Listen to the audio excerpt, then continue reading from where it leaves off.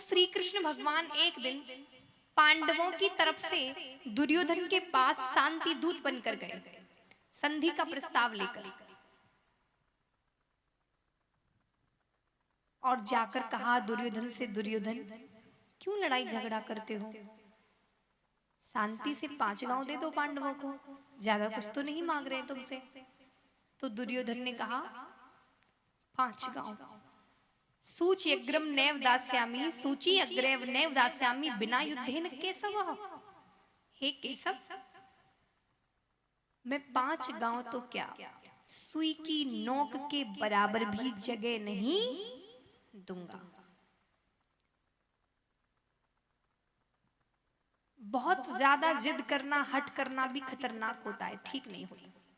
ये 3 हट बड़ी खतरनाक होती हैं, त्रिया हट, राजहट और बाल हट। नंबर 1 त्रिया हट, यदि केकई हट नहीं करती, जिद नहीं करती, तो राम वन को नहीं जाते और दशरथ उनके वियोग में प्राण न छोड़ते।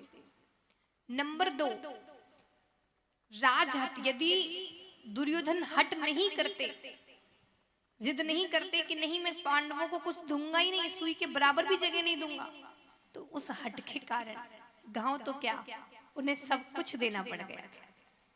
जिद किसी की नहीं चलती, जिद से सिर्फ नुकसान होते हैं।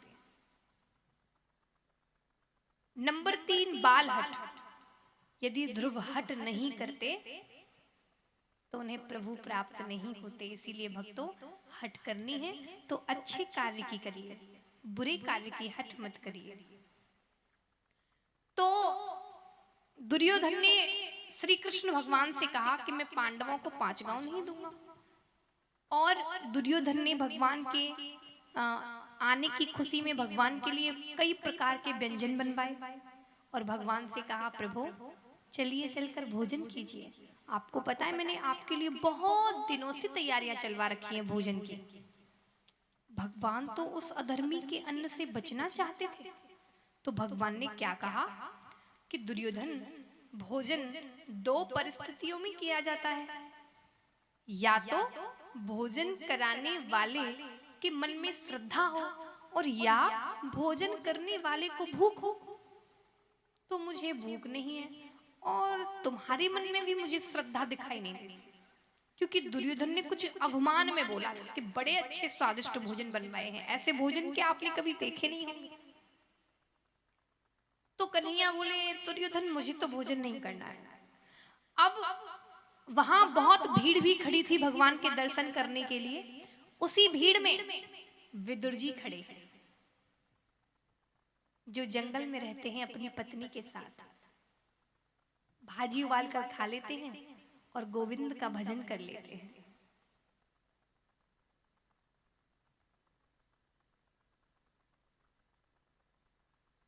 जगा दीजिएगा, वो सो रही है, जग गए। सभी एक बार प्रेम से बोलेंगे, बोलिए राधे राधे। कोई बात नहीं, नींद आ ही जाती है। भागवत कथा में आपको बताया था ना पहले दिन।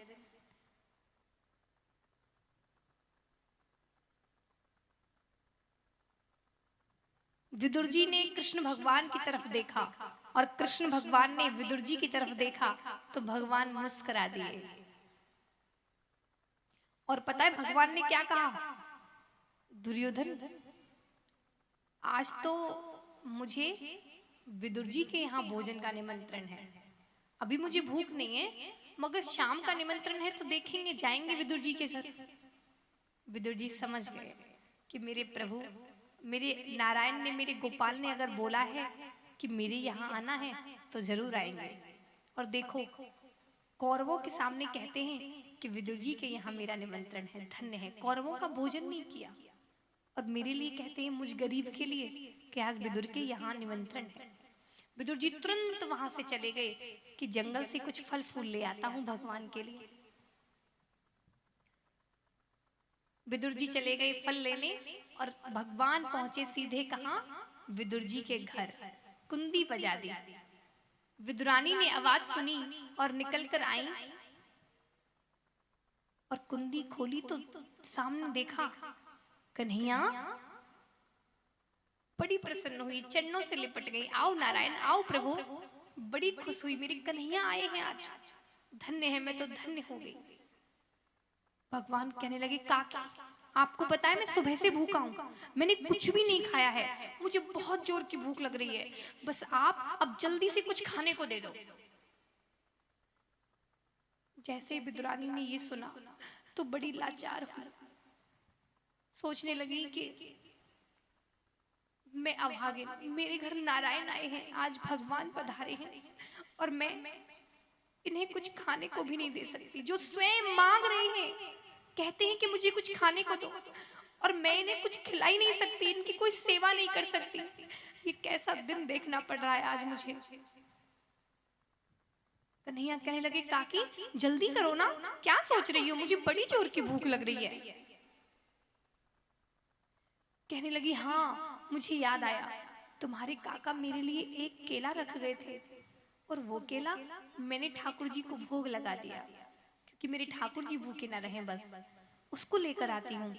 जैसे ही उस केले को लेने गई, भगवान की माया से वो केला भी खराब हो चुका था। अब तो आंखों में आंसू ले आई, उस केले को ले आई मगर देने की हिम्मत नहीं है। कैसे भगवान को उस केले को खिलाए, कैसे? शर्मिंदा है, मजबूर है, लाचार है, खड़ी है उस केले को लेकर। भगवान कहने लगे, काकी क्या सोच रही हो आप? और जल्दी से वो केला छीन लिया, गिली फेंक दी और छिलका खाने लगे मेरे प्रभु बड़े प्रेम से। ऐसे खा रहे जैसे 36 प्रकार के व्यंजन कर रहे हैं, बड़ा ही स्वाद आ रहा है, धन्य है वो भाव के छिलके।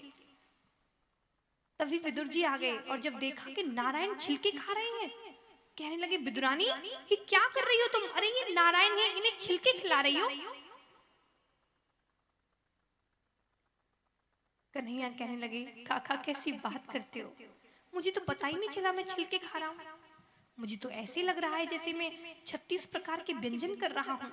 काका आप नहीं समझोगे, काकी ने कितने प्रेम से, कितना भाव है काकी के अंदर, किस भाव से मुझे छिलके खिला रही है। आपको क्या लगता है काका कि मैं व्यंजनों का भूखा हूं? अरे काका आप जानना चाहते हो ना कि मुझे कितना स्वाद आया इन छिलकों में, मुझे क्या पसंद है, मैं किस चीज का भूखा हूं? तो सुनो काका, किस तरह से भगवान आज विदुर जी को बताने लगे। देखिए भक्तों, मेरे हृदय बीच समाई गई भक्तों की नेह नजरिया, मेरे हृदय बीच समाई गई रे भक्तों की नेह नजरिया, मेरे हृदय बीच समाई गई रे भक्तों की नेह नजरिया।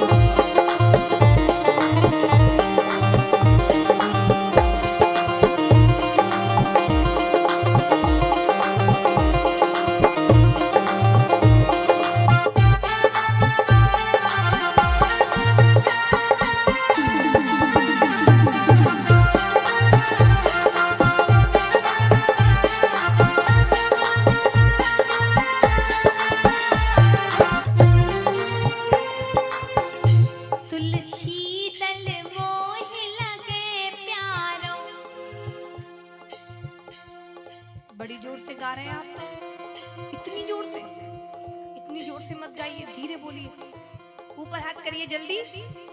कैसे बैठे हैं आराम से चुपचाप, यहाँ भजन करने आयो ना आप, कीर्तन करने आयो ना, तो कीर्तन करिए।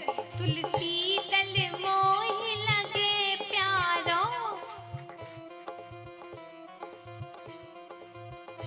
ये प्रेम पंथ सबसे न्यारो, तुलसी तल मोहि तुलसी दल मोल लगे प्यारो, ये प्रेम पंथ सबसे न्यारो, ये प्रेम ग्रंथ सबसे न्यारो। मैं भाव भक्ति के बदले में बिसराए दो ठाट बजरिया, मेरे हृदय बीच समाई गई भगतों की दीन नजरिया।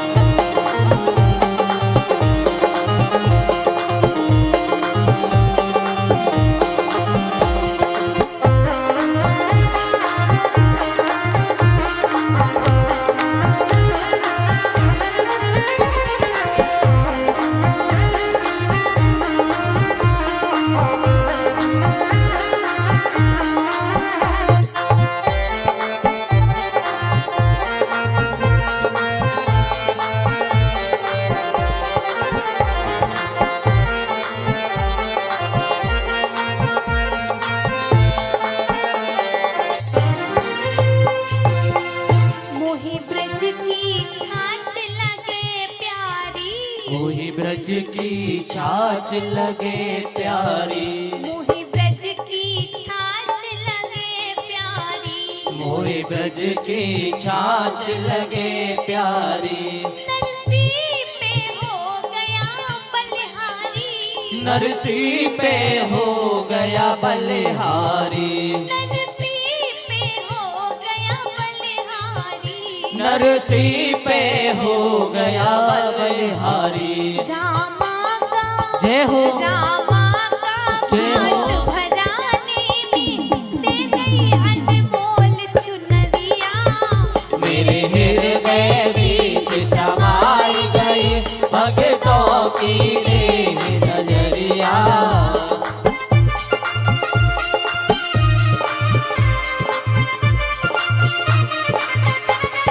श्री हरि।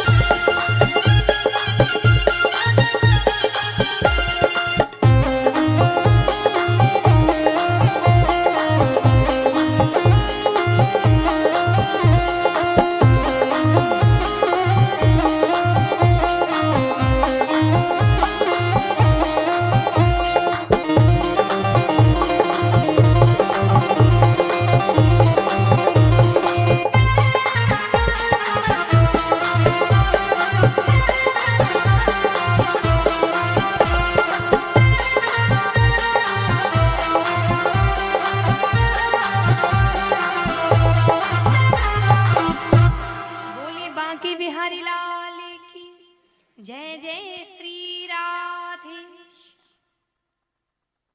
नरसी भक्त के बारे में सुना होगा आपने।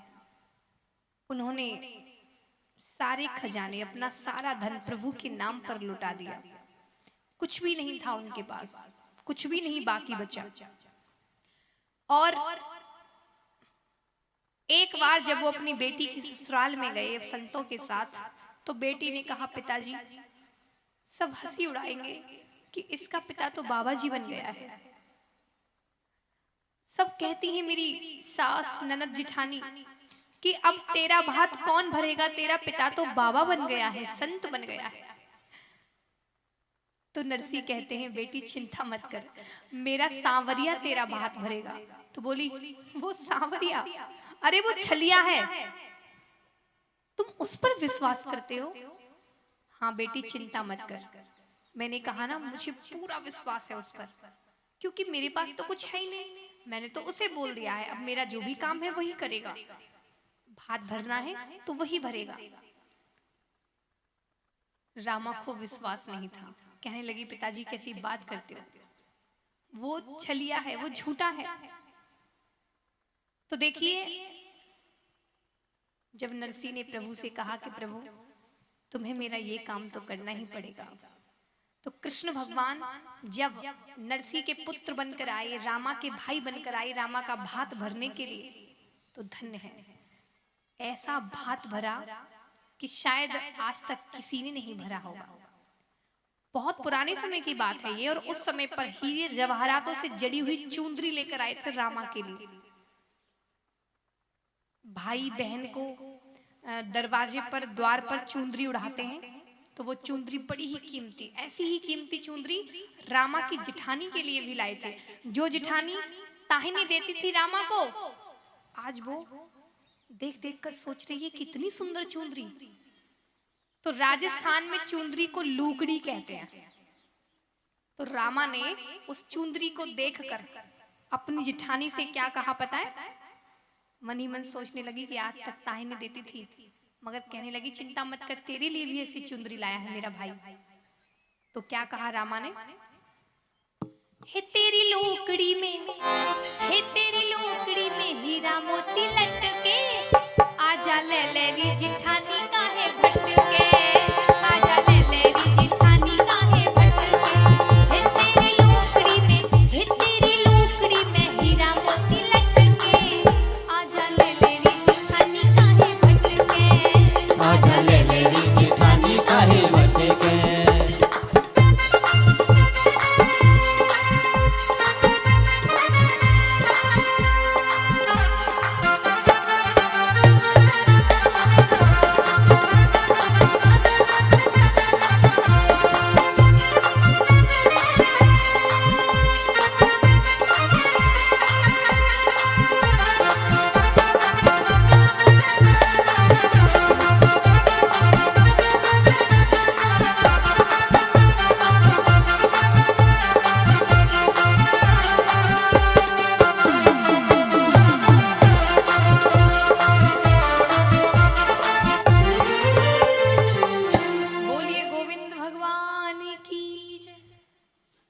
अब आपको 12 अवतार हिरण्याक्ष वध तृतीय स्कंद की ओर ले चलते हैं।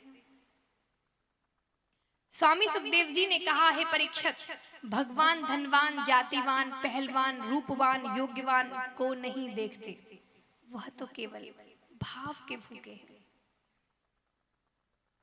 अगर भगवान पैसे से मिलते तो गरीब भक्त तो कह देते भगवान हम आपको कैसे प्राप्त करें, कैसे रिझाएं, आप तो सिर्फ अमीरों के हो। इसीलिए भक्तों, वैसे तो भगवान अनमोल है, उनकी कोई कीमत नहीं, हर किसी को नहीं मिलते, बड़े दुर्लभ है उनका मिलना, मगर अगर मिल भी जाए तो आसानी से भी मिल जाते हैं कभी कभी, बस प्रेम से और भाव से। भगवान कहते मुझे तो कोई प्रेम से एक फूल भी अर्पण कर दे, तुलसी दल भी अर्पण कर दे, तो मैं उसी का हो जाऊं।